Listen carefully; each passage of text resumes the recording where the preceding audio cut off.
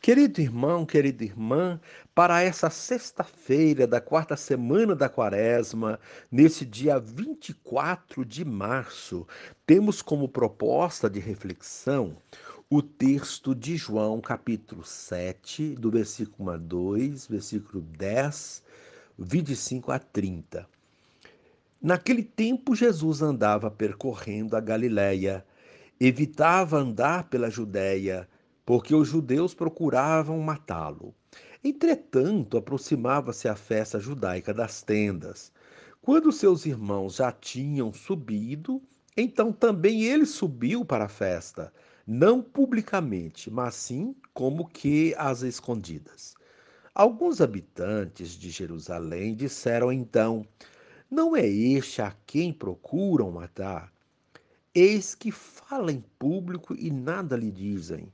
Será que, na verdade, as autoridades reconheceram que ele é o Messias? Mas este nós sabemos de onde é. O Cristo, quando vier, ninguém saberá de onde é. Em alta voz, Jesus ensinava no templo, dizendo: vós me conheceis e sabeis de onde eu sou. Eu não vim por mim mesmo, mas o que me enviou é fidedigno. A esse não o conheceis, mas eu o conheço, porque venho da parte dele, e ele foi quem me enviou. Então queriam prendê-lo, mas ninguém pôs a mão nele, porque ainda não tinha chegado a sua hora. Palavra da salvação. Glória a vós, Senhor.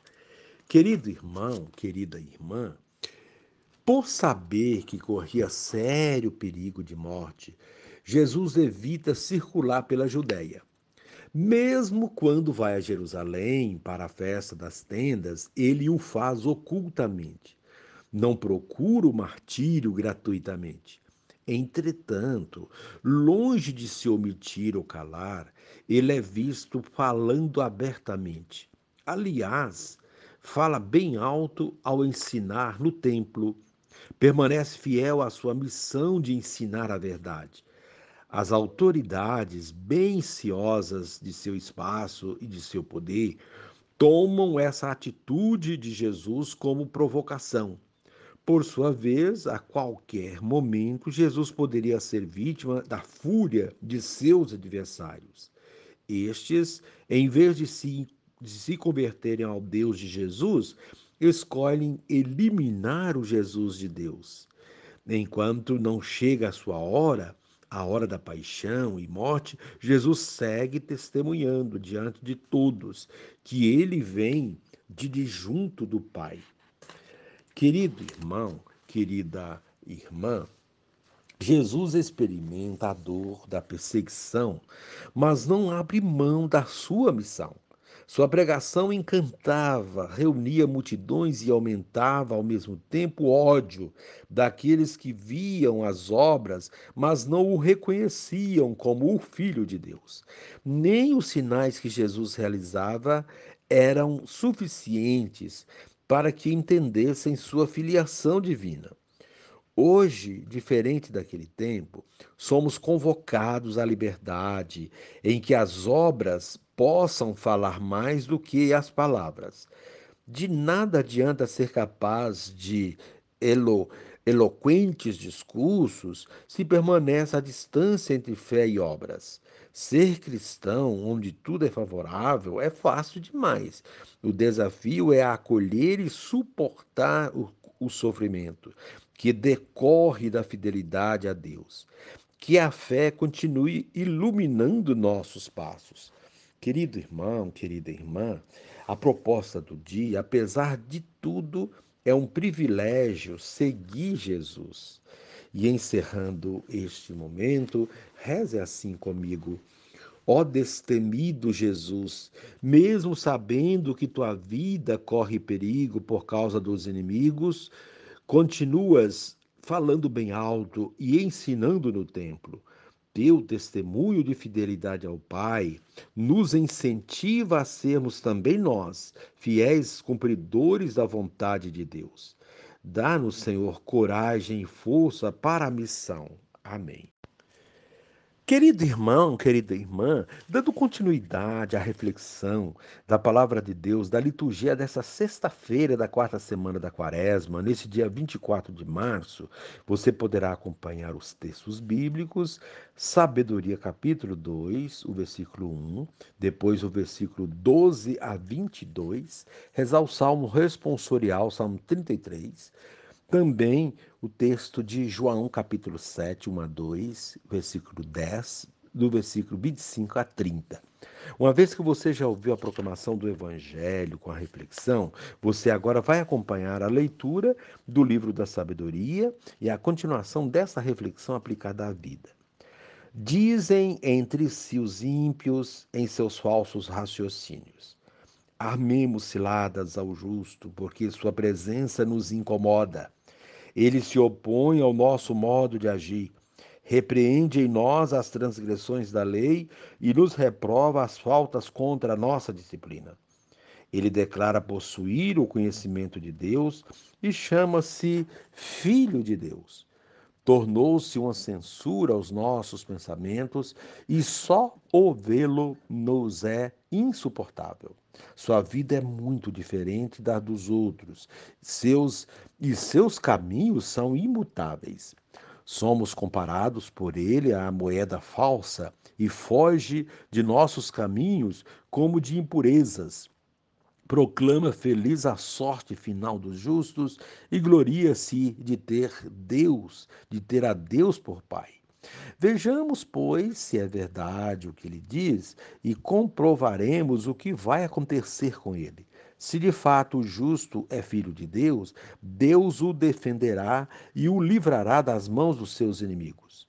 Vamos pô-lo à prova com ofensas e torturas para ver a sua serenidade e provar a sua paciência.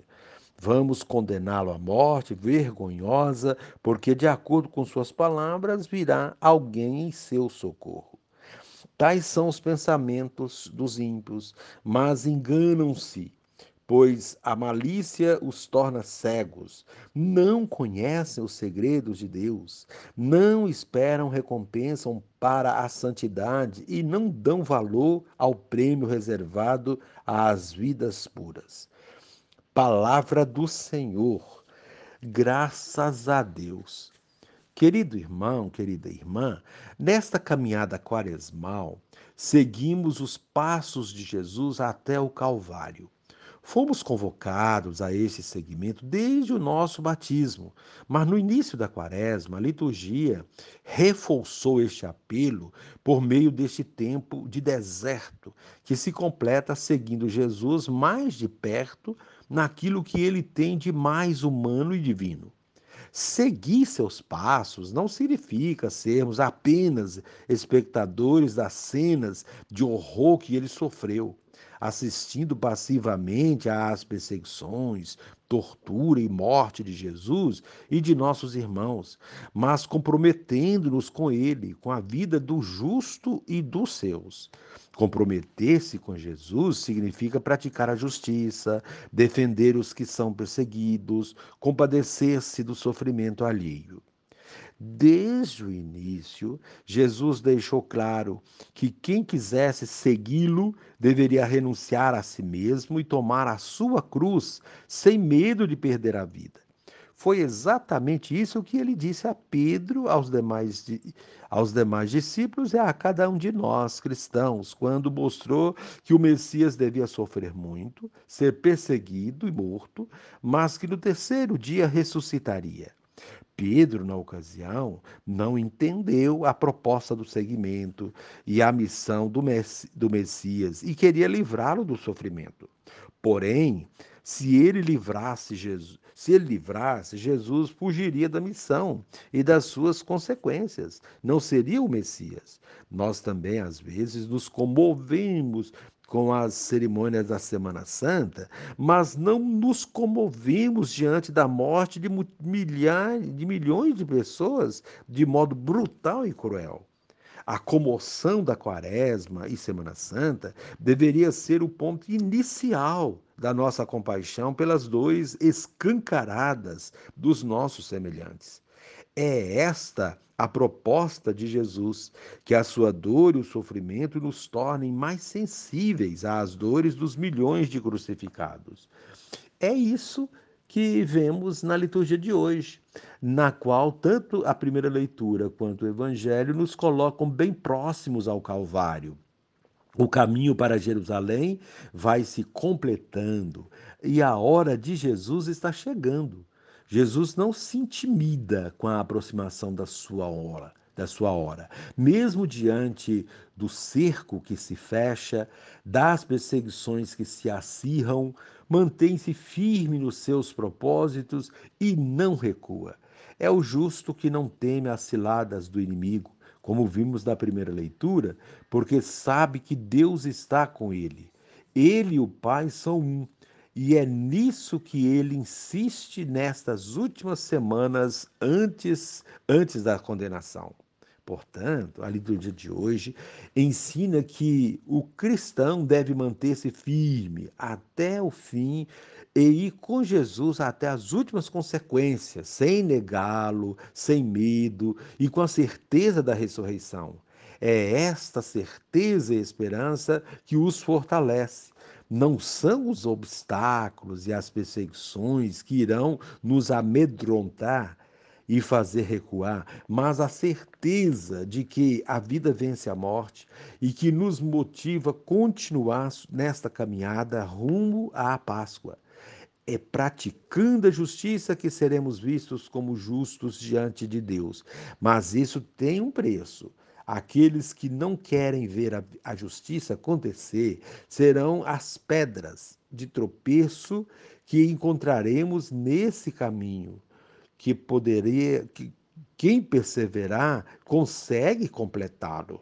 É o que ensina a liturgia da palavra de hoje. Querido irmão, querida irmã, encerrando esse momento, rezemos juntos, Pai, que eu seja solidário com o Filho Jesus nas perseguições sofridas pelos discípulos que testemunham a fé em meio a sofrimentos. Amém.